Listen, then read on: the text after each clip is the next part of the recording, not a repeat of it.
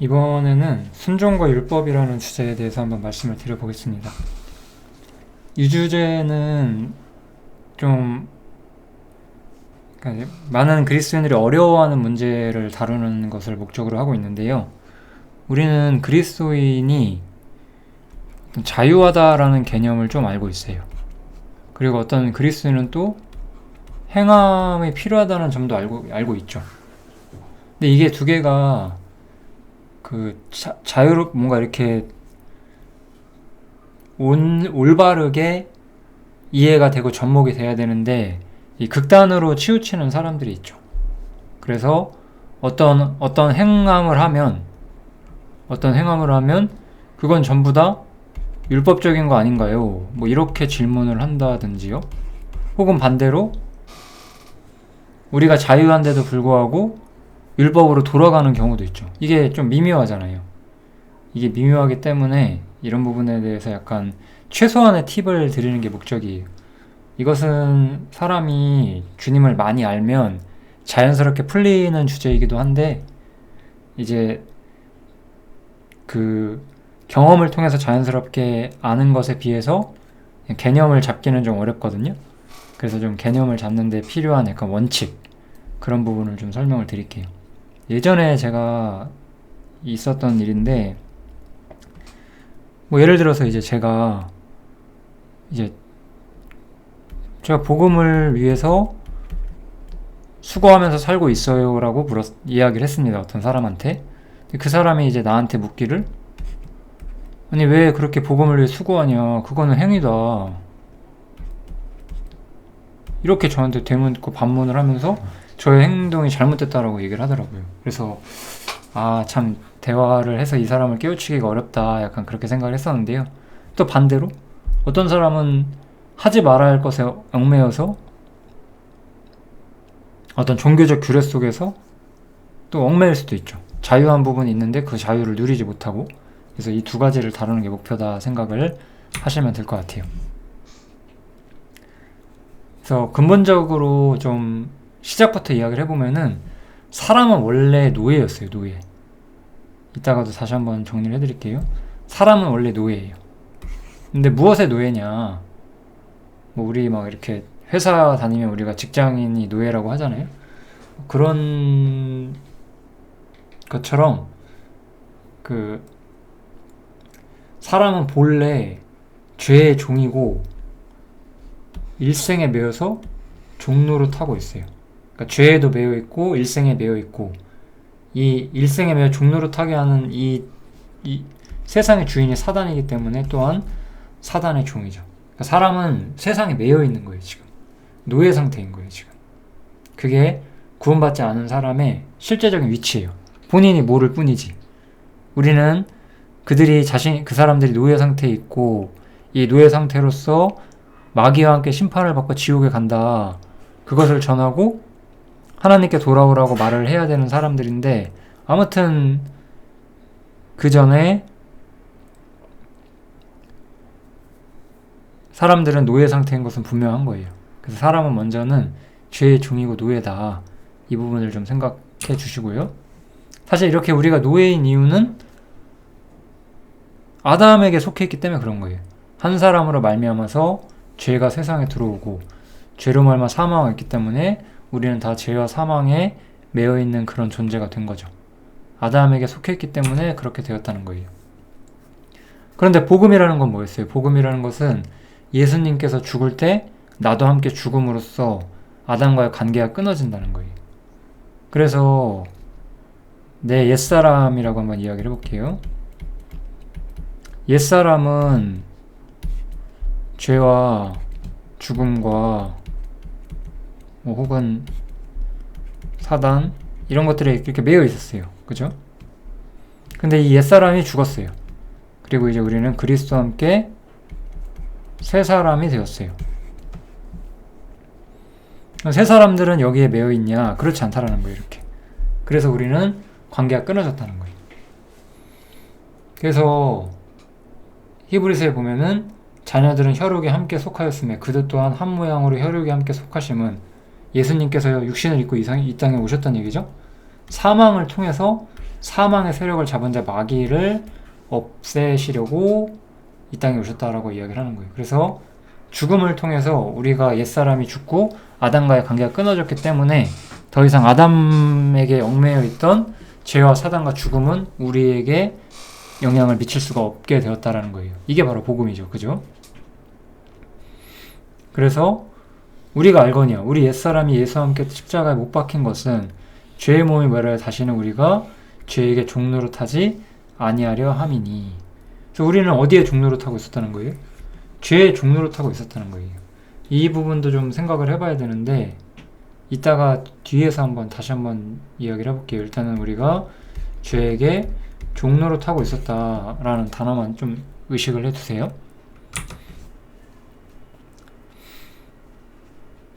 그래서 우리가 구원을 받았을 때 우리는 죄라는 것을 어쨌든 알아요. 죄를 지으면 안 되는구나. 하나님이 죄를 미워하시는구나. 하나님께서 우리가 경건하고 거룩하길 바라시는구나. 이런 걸 알기 때문에 죄와 멀리해야 된다는 건 알아요. 그래서 율법을 통해서 경건을 지르는 노력을 할 수가 있죠. 근데 문제가 뭐냐면은 율법은 내가 죄를 몰랐을 때 죄를 깨닫게 해주는 강력한 기능을 가지고 있어요. 그래서 율법 때문에 나는 죄의 본성을 좀 더 많이 깊이 이해하게 되는 거예요. 나는 내가 착한 줄 알았는데 율법을 딱 대고 보니까 내가 좋은 사람이 아닌 거예요. 나는 욕심이 없는 사람인 줄 알았는데 율법을 딱 대니까 나는 욕심이 많은 사람이 되는 거예요. 그러니까 율법은 우리의 상태를 보여주면서 우리가 하나님 앞에 얼마나 무가치한 존재인지를 보여줘요. 그래서 원래 경건의 노력, 하나님 앞에서 합당하게 살고자 하는 노력의 일부가 이제 율법을 통해서 우리가 오게 된다면 이 생명에 이르게 할 계명이 율법이죠. 왜냐하면 구약에서 내 말씀을 지키면 너희가 살 것이다 라고 했기 때문에 이들은 율법을 지킴으로써 하나님과 교통을 할 수 있다라고 생각을 했단 말이에요. 근데 어때요? 율법을 보니까 어떻게 돼요? 나는 율법을 보고 생명에 이를 줄 알았는데 오히려 나에게 사망을 가져와. 왜? 내가 못 지키니까. 이게 문제예요. 사람이 못 지킨다는 거. 이 문제도 우리가 생각을 해야 돼요. 못 지키니까 이제 뭐 자유에서 우리는 아무것도 안 해도 되냐. 이제 그런 얘기를 하는 게 아니겠죠, 당연히. 어쨌든 우리는 못 지킨다는 거예요. 율법에 대해서 우리는 완벽할 수가 없다라는 거예요. 그래서 이런 부분은 실패만을 가득하게 하는 거고, 그래서 우리가 율법에 대해서 죽어야 되는 거예요. 아까 우리가 죄와 세상과 사단에 대해서 죽은 것처럼 이제는 우리가 얽매였던 것에 대해 죽었어요. 그럼으로써 율법으로부터 벗어난다고 말해요. 이건 로마서고 갈라디아서에도 내가 율법으로 말미암아 율법을 향하여 죽었다. 이렇게 말하는 거예요. 그러함을 통해서 우리가 자유해지는 거예요. 우리는 다시 한번 이야기를 하면 죄와 사단과 율법, 뭐 일생에 매여 종노릇 한다는 건 사실 여기에 같이 있는 거죠. 그죠? 이런 것들에 다 매여 있었는데, 이런 것들을 우리가 매인 상태였는데 이게 노예잖아요. 그죠? 이게 노예 상태였어요. 여기서 살짝 구분해보자면 구원받지 않은 사람들은 여기에만 매여 있죠. 이렇게. 그죠? 여기까지. 그죠? 구원받지 않은 모든 사람은 여기 있죠. 근데 구원받은 사람은 이제 하나님 앞에서 합당하게 살아야 된다고 생각을 하다 보니까 율법을 어때요? 생명에 이르게 하는 것으로 생각하고 지켜보려고 하는데 오히려 나에게 사망을 가져온다는 걸 느끼고 더 좌절감만을 느끼게 되는 거죠. 그래서 어쨌든 자신이 매여 있다는 걸 느끼게 돼요. 그래서 죽음을 통해서 우리가 이 모든 매인 것들로부터 끊어지는 거예요. 성경에서 죽음은 무엇으로 묘사하냐면 어떤 것의 종말을 의미하는 경우가 많아요.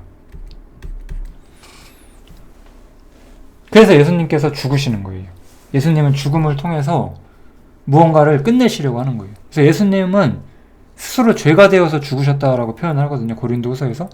그러면 예수님이 죄가 되어서 죽었기 때문에 죄가 끝나버려요. 죄가 끝나버렸기 때문에 사단도 자신의 권세를 잃어버렸기 때문에 끝나버렸어요. 율법은 살아있는 사람에게 적용돼야 되는데 사람이 죽어버렸기 때문에 끝나버렸어요. 이런 식으로 다 끝내버리는 거예요. 종말시키고 종결시켜버려요. 그래서 죽음을 통해서 율법과의 관계가 끊어진다는 측면도 나와요. 그럼에도 이제 우리가 율법에 대해서 좀 더 생각을 해봐야 되는 이유가 있는데요.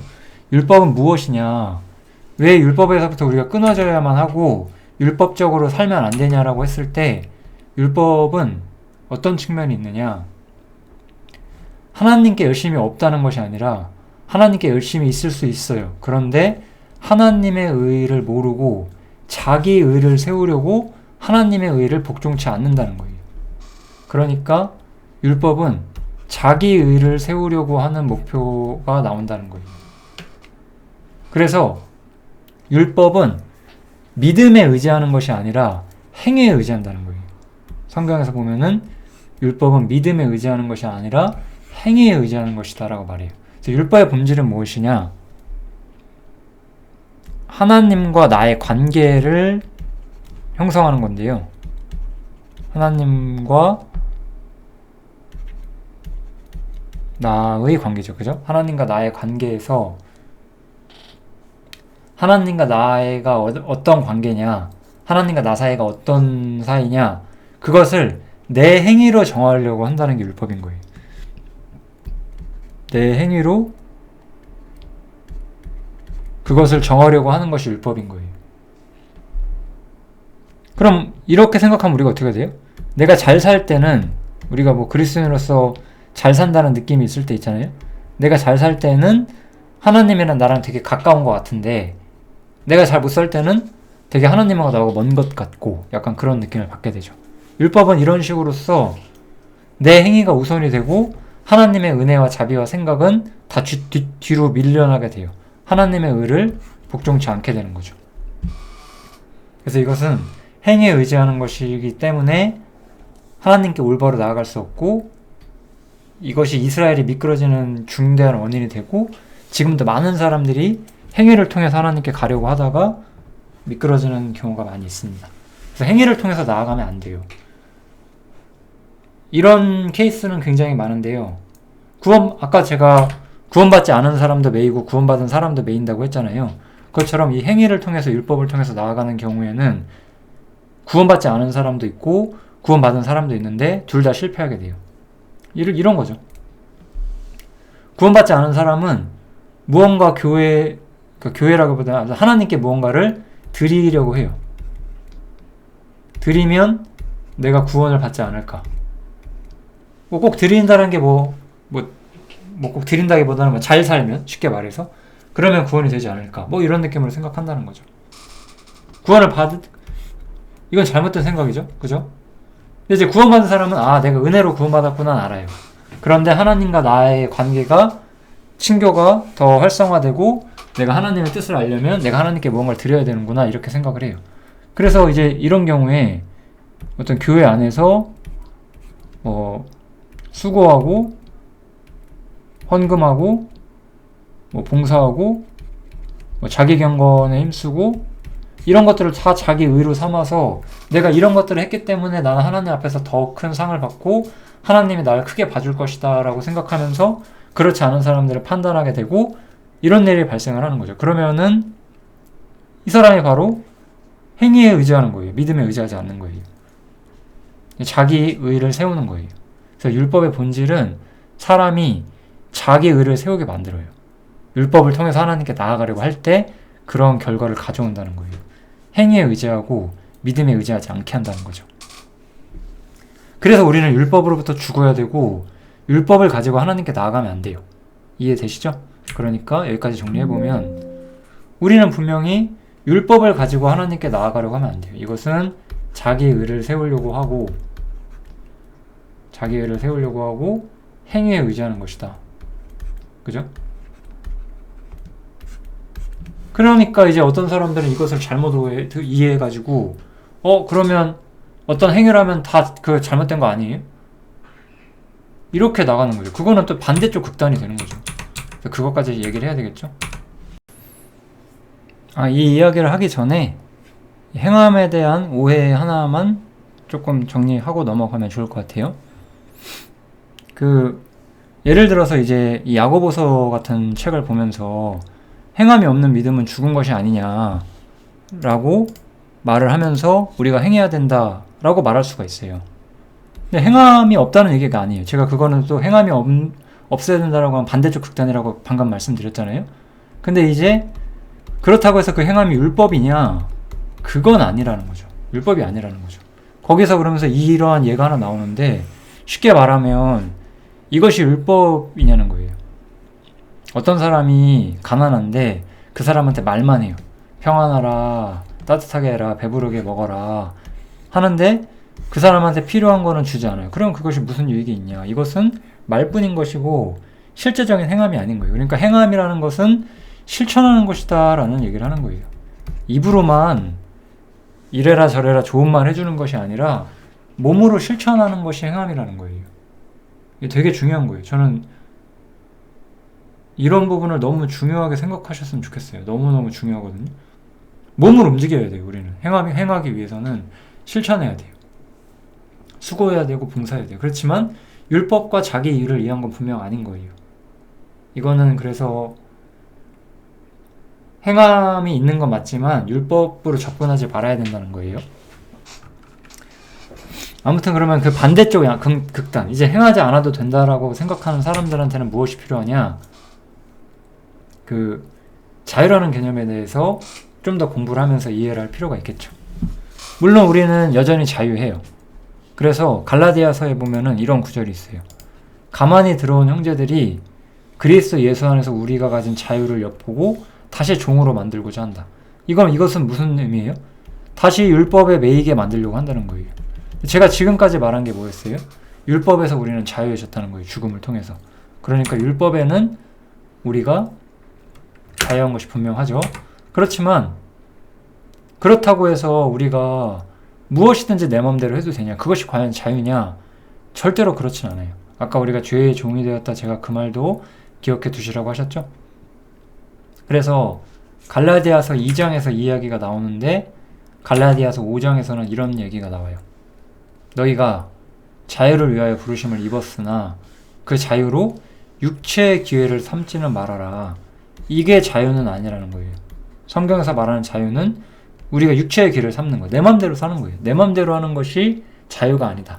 도리어 사랑으로 서로 종노릇하는 것이 자유라는 거예요. 그러니까 다시 한번 보세요. 이거 사랑으로 종노릇하는 거지 율법이 아니잖아요. 그죠? 그래서 사랑으로 서로 종노릇하는 것이 바로 우리가 행해야 되는 행함의 원칙이 되는 거고 율법과는 상관이 없다는 거예요. 다시 한번 아까 말했던 그 행함과 실천 이외에 두 가지를 더 야고보가 제시를 하거든요. 그게 뭐냐면 이제 아브라함에 대한 예랑 기생 라합에 대한 예예요. 이 두 사람에 대한 예는 뭐 여러 가지 또 교훈이 될 수 있지만 지금 제가 이 두 구절을 쓰는 것은 이 두 사람은 굉장히 어떤 점에서 중요하냐면은 율법과 무관한 사람들이라는 거예요. 이게 굉장히 중요한 거예요. 아브라함이 율법을 받았나요? 여러분들 성경 읽을 때 이런 거 되게 중요한 거예요.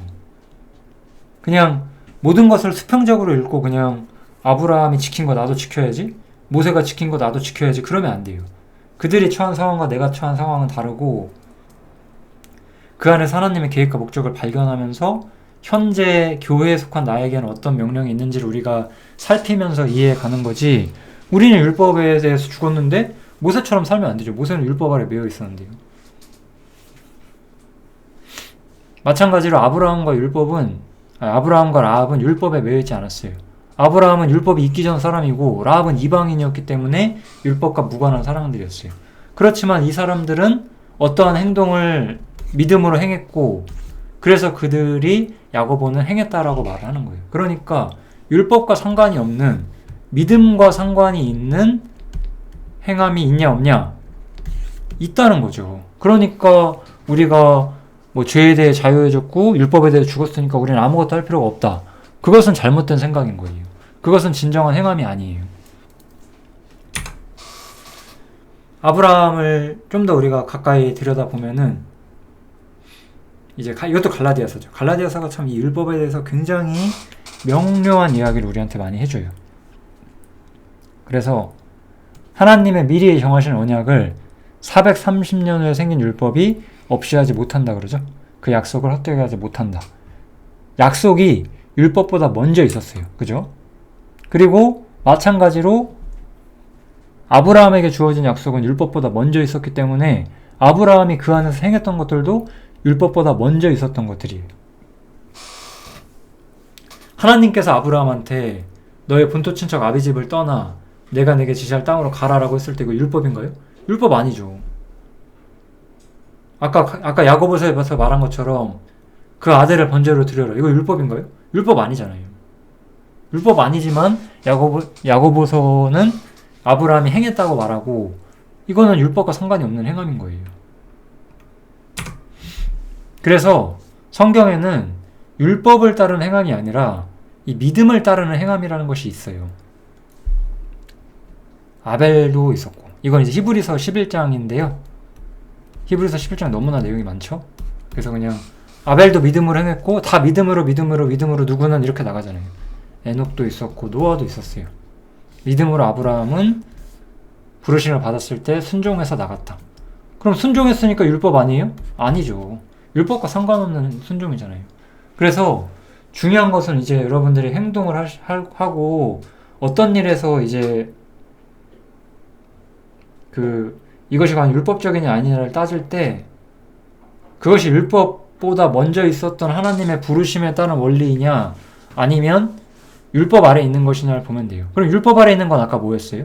다시 한번 이제 아까 거 생각해보면 자기 의를 세우는 것은 율법이에요. 본토 친척 아비집을 떠나 나가는 것은 순종이에요.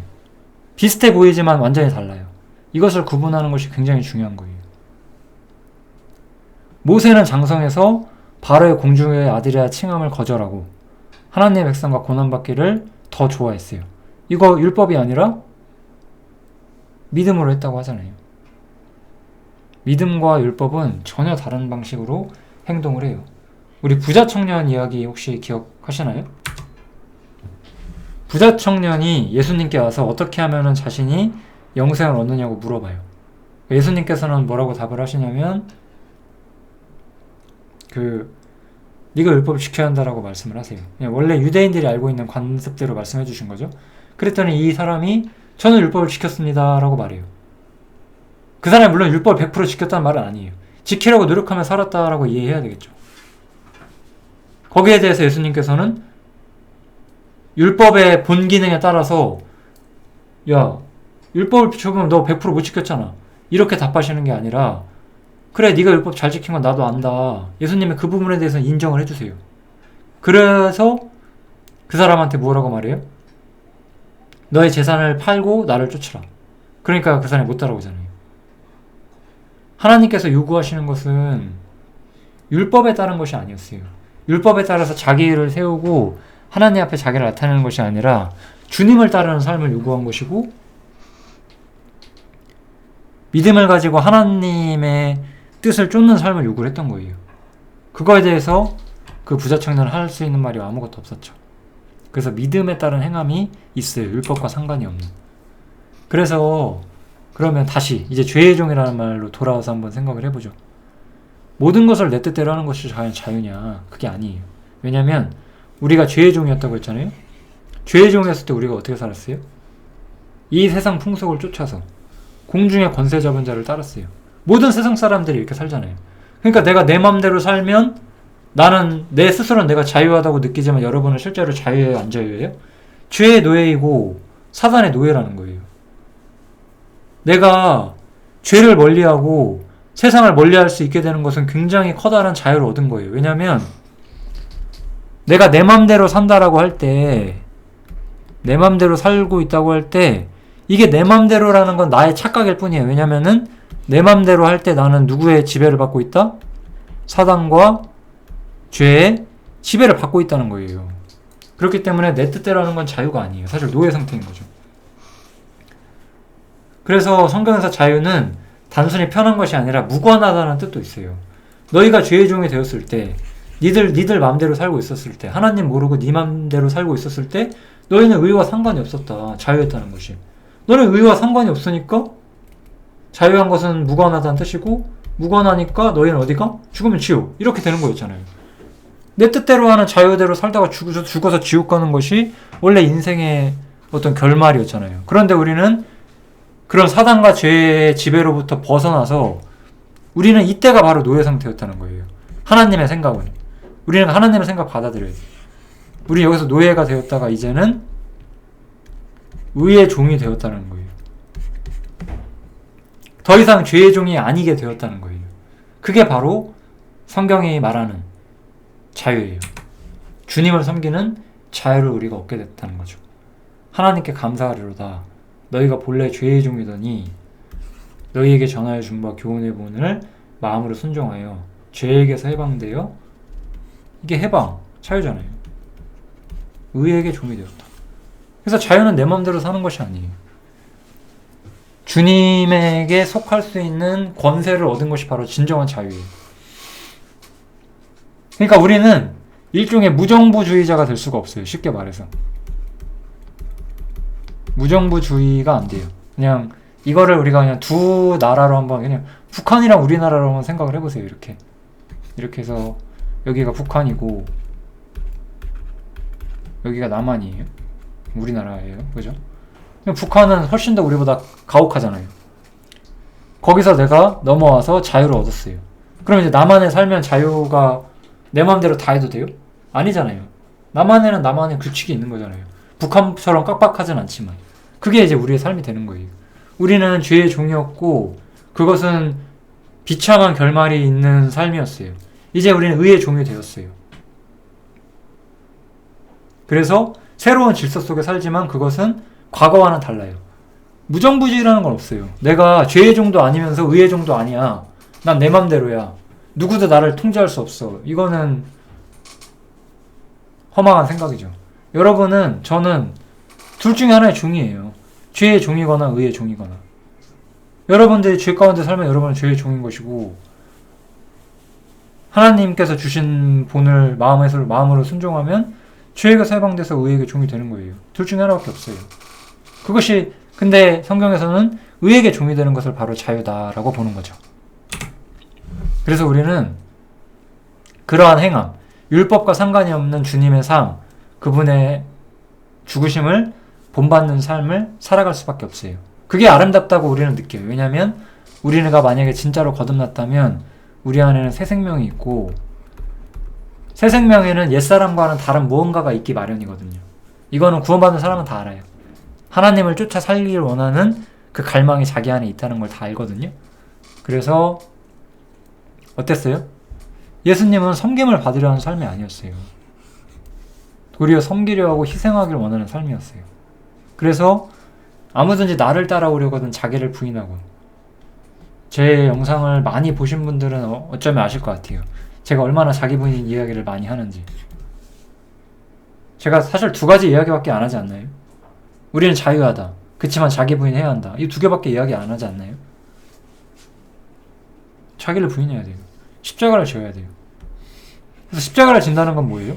예수님은 어떤 십자가를 지셨어요? 할만하시거든 이 잔을 내게서 지나가게 하옵소서. 그렇지만 내 뜻대로 마옵시고 아버지의 원대로 하옵소서. 내 뜻대로 하지 않고 아버지의 뜻대로 하길 원하는 것이 십자가를 지는 거잖아요. 이런 게 우리의 삶인 거예요. 우리는 그래서 진정한 의미의 자유는 주님을 쫓아 살 수 있는, 세상에 매이지 않을 수 있는 그러한 삶을 우리가 소유할 수 있게 되었던 것.